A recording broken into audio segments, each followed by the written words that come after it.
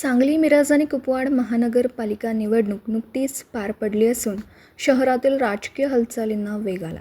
या पार्श्वभूमीवर मिरज शहरातील नाभिक समाजाच्या वतीने स्वीकृत नगरसेवक पदासाठी प्रतिनिधित्व देण्याची मागणी पुढे आली.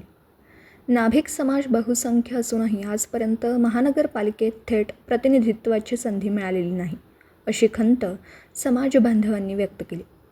मिरज शहरातील तसेच मतदारसंघातील नाभिक समाज कायम एकनिष्ठ राहिल्याचा उल्लेख करत यावेळी न्याय मिळावा अशी मागणी करण्यात आली. भारतीय जनता पार्टीचे कार्यकर्ते श्री दत्तात्रय श्रीहरी अस्वले हे सामाजिक व राजकीय क्षेत्रात सक्रिय असून जिल्हा व शहर संघटनेच्या माध्यमातून त्यांनी विविध उपक्रम राबवले. त्यांनी भाजपच्या मिरज शहर ओबीसी सेलचे अध्यक्ष म्हणूनही काम पाहिलं. त्यामुळे त्यांना स्वीकृत नगरसेवक पदासाठी संधी द्यावी अशी विनंती करण्यात आली.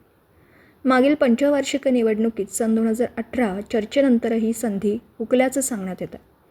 मात्र यावेळी पक्षश्रेष्ठींनी विशेष लक्ष घालून नाभिक समाजाला प्रतिनिधित्व द्यावं अशी मागणी जिल्हा नाभिक संघटना आणि महानगरपालिका क्षेत्रातील समाज बांधवांच्या वतीने करण्यात आली.